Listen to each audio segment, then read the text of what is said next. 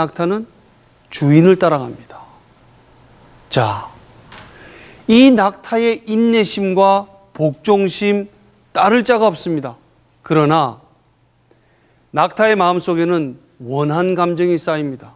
비록 주인에게 대들지는 못하지만 주인으로부터 명령받는 것을 달가워하지 않는 겁니다. 그 원한 감정을 니체는 르상티망이라고 얘기를 합니다.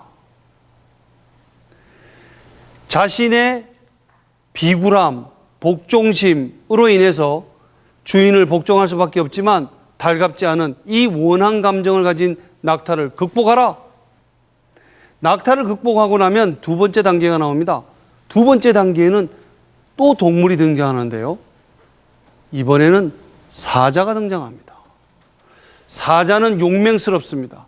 자신의 자유와 권리를 침해하는 사람이라면 주인에게도 대듭니다. 문제가 있습니다. 문제는 고독하고 불안하고 팀워크를 이룰 줄 모릅니다. 늘 혼자서 라이온 쉐어 모든 것을 다 끌어가지려고 합니다. 누가 사자에게 협조를 하겠습니까? 다른 사람으로부터 협조를 받을 수 없는 사람은 결코 큰 일을 할 수가 없습니다. 니체는 우리에게 말합니다. 사자의 단계도 극복하라. 세 번째 마지막 단계에 가면 이번에는 사람이 등장합니다. 그런데 어린아이를 얘기합니다. 여러분들 어린아이를 관찰해 보신 적이 있습니까? 어린아이는 두 가지 특성을 가지고 있습니다. 첫째, 잘 잊어버린다. 즐긴다. 애들 말이죠. 조금 전까지도 막 둘이서 토닥거리고 싸우다가 금세 또 헤헤헤 웃고 같이 놉니다. 애들은 잘 잊어버려요. 과거의 성공을 잊어버려라. 여러분들 한 번 어떤 성공한 대로 또 한 번 더 시도하면은 상대방이 그것에 대해서 반격을 가해와서 당황하신 적 없습니까?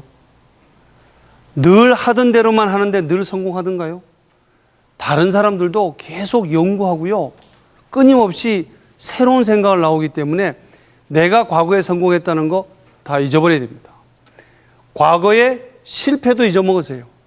내가 그때 그 인간한테 그렇게 하지 말았어야 되는 건데 내가 왜 그때 그 잘못을 해가지고 이렇게 오늘 내가 지금 고생을 하고 있나? 나는 바본가 보다. 자신이 과거에 한 일에 대해서 계속 생각하고 또 생각하고 가슴에 쌓아두면 미래를 생각할 틈이 없어요. 소를 키울 시간도 없어지는 거예요. 이땐 진짜 웃어줘야 되는데. 소는 누가 키울 거예요? 맨날 그 지나간 것만 생각하면. 과거의 실패와 성공을 잊어먹는 데는 조건이 하나 있습니다. 교훈을 얻으셔야 됩니다. 교훈을 얻고 잊어버릴 때 그것이 나한테 도움이 되는 겁니다. 즐긴다고 얘기했죠? 어린아이들 즐기는 건 놀랍습니다. 몰입하는 거죠. 몰입한다는 것은 선택과 집중을 하는 겁니다.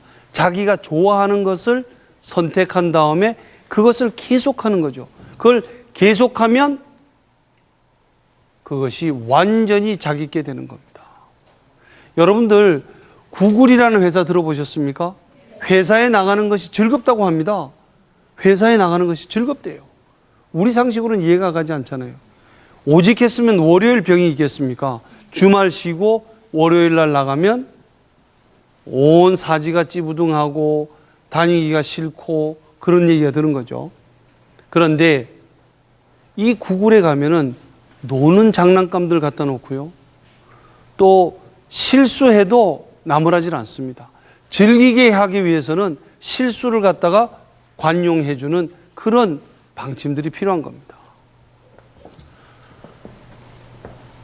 여러분들 과학자들은 실패를 뭐라고 부르는지 아시나요? 실패를 성공이라고 부른다. 대단한 역발상입니다. 약간 오버하신 거고요. 실패를 실험이라고 부릅니다. 대학에 가면 실험실이라고 쓰여있죠? 그거 아주 솔직하게 얘기하면 실패실입니다. 하나의 성공을 얻어내기 위해서 엄청난 실패를 하고 있는 겁니다. 그러나 실패 때문에 좌절하지 않습니다. 좌절은 실패에서 오는 것이 아닙니다. 좌절은 어디에서 오냐면 인정받지 못하는 데서 옵니다. 여러분의 자녀를 야단치지 마십시오. 여러분의 부하를 야단치지 마십시오. 특히 잘 안 나가고 있을 때 야단치면은요, 좌절합니다. 그러나 야단을 꼭 치셔야 될 일이 있으면 야단의 3법칙을 지키셔야 됩니다. 첫째, 야단을 치실 때는 따로 불러서 야단 치셔야 돼요. 동생이 보는 앞에서 형을 절대 야단 치시면 안 됩니다. 애 설당이 없어지는 거예요. 부장이 보는 앞에서 이사를 야단치면 이사가 더 이상 리더로서 역할을 못하게 됩니다. 둘째, 야단을 치실 때는 짧게 하세요. 카리스마 있게, 임팩트 있게, 엣지 있게 딱 짧게 얘기를 하셔야지 이걸 지금부터 네가 잘못한 101가지를 얘기하겠다. 까무라칩니다. 사실은 잘못한 건 자기 자신이 제일 잘 알고 있습니다. 짧게. 셋째, 야단을 치실 때는 관찰 후 야단 치십시오. 사실은 그 부하가 며칠 전에 실현당했는지도 모릅니다. 또 동일한 형태의 실수를 반복하고 있는지 아니면 뭔가 새로운 것을 계속 해나가는 과정 속에서 실수가 벌어졌는지 후자는 오히려 칭찬해 주셔야 돼요. 그게 즐겁게 일할 수 있는 분위기를 만드는 리더의 자세입니다. 칭찬하실 때도 3법칙이 있습니다. 칭찬의 3법칙 1. 칭찬은 모든 사람들이 보는 앞에서 해야 됩니다. 다른 사람들이 보는 앞에서 칭찬하는 것이 최고의 칭찬입니다. 따로 불러가지고 야 너만 믿는다 이거 조폭들이 하는 겁니다. 칭찬은 반드시 모든 사람들이 보는 앞에서 해주십시오. 2. 칭찬을 하실 때는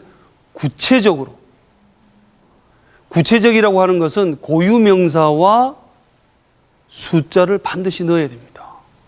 누구누구가 누구누구 회사와 누구누구 얼마의 금액을 체결했습니다.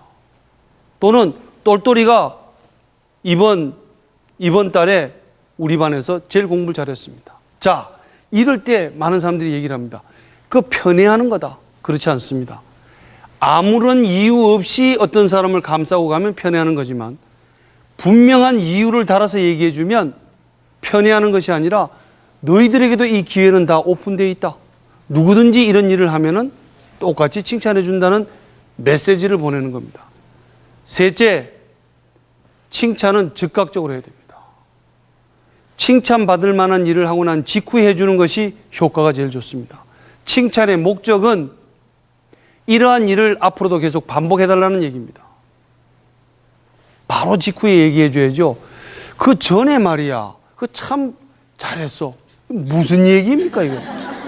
뭐를 내가 어떻게 했다는 건지 다 까먹습니다. 그래서 공개적으로,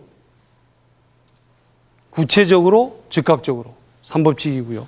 야단의 3법칙 따로 짧게 관찰 후 기억하시면 되겠습니다. 자, 끝까지 도전하게 만들어야 됩니다. 대한민국이 불가능에 도전을 했고 대한민국이 여우가 심포도를 한 것이 아니라 끝내 끝장포도를 우리가 봐야 되지 않겠습니까? 그러려면은 칭찬 많이 해주시고 야단도 3법칙을 꼭 지켜서 해주시기를 부탁드리겠습니다. 여러분, 소방대원들이 가지고 있는 가장 중요한 원칙이 하나 있습니다. 소방대원들은 다른 사람을 위험으로부터 구하는 사람입니다. 그런데 다른 사람을 위험으로부터 구하기 위해서 반드시 지켜야 될 철칙 무엇일까요? 예? 크게 얘기해 주시죠. 신속. 빠르게 출동한다. 굉장히 좋은 얘기고 또 네? 희생. 그렇죠? 희생 정신 없이는 안 되겠죠. 또